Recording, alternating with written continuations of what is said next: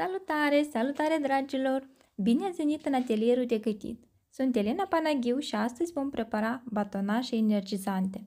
Stați până la final și veți afla toate detaliile cum puteți prepara mai puțin calorice aceste batonașe.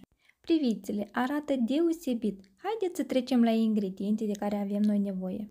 Pentru batonașele energizante vom utiliza noua Formula 1 cu aromă de banană și 30 de grame de semințe de floarea soarelui. Semințele să fie în stare crudă, neprăjite, și 75 de grame de fulgi de ovăz de mărime medie. Vom avea nevoie de 20 de grame de semințe sau nuci. Eu am ales o linguriță de chia, o linguriță de semințe de susan și 2 lingurițe de semințe de dovleac. Preferații noștri fulgi de ovăz, o lingură.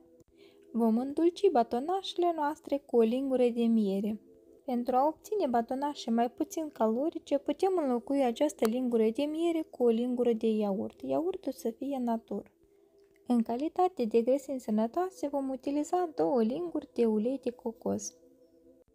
Vom adăuga o banană medie pentru gust și miros. Această lingură de cacao o vom utiliza în cea de-a doua parte a compoziției noastre pentru batonașe. Într-un bol mai mare vom adăuga toate ingredientele noastre în stare solidă, excepție fiind pudra de cacao. Nu se adaugă acum, o adăugăm un pic mai târziu. Într-un bol separat vom mărunți banana până obținem un piure. La acest piure vom adăuga o lingură de miere sau o lingură de iaurt natur și cele 2 linguri de ulei de cocos.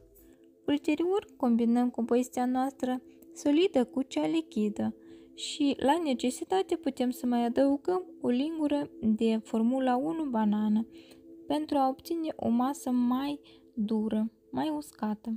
Astfel, am omogenizat compoziția noastră pentru batonașele noastre deosebite. Ulterior, vom pregăti un bol de formă dreptunghiulară în care vom aranja o folie alimentară pentru a desprinde mai ușor batonașele noastre. Împărțim compoziția noastră în jumătate. O jumătate o adăugăm în bolul cu folie alimentară și o întindem foarte bine, uniform. Iar în cea de-a doua jumătate care ne-a rămas în bol vom adăuga cacao. Vom amesteca foarte bine compoziția respectivă și veți observa că este mai uscată. Atunci va fi nevoie de o lingură de apă pentru a fi mai hidratată. Vom omogeniza foarte bine compoziția cu cacao, după care o vom întinde deasupra primului strat. Bine ar fi să-l puneți primul strat pentru 50 minute la frigider. Străduiți-vă să întindeți foarte bine cel de-al doilea strat și la fel să fie cât mai uniform. La final, acoperiți compoziția cu o folie alimentară și lăsați la frigider minim 30 minute. Se poate de lăsat și peste noapte. Deci, compoziția mea a stat la rece la frigider, după care am scos-o din vasul de sticlă și am lăsat-o pe folie. Am tăiat-o în 7 bucăți.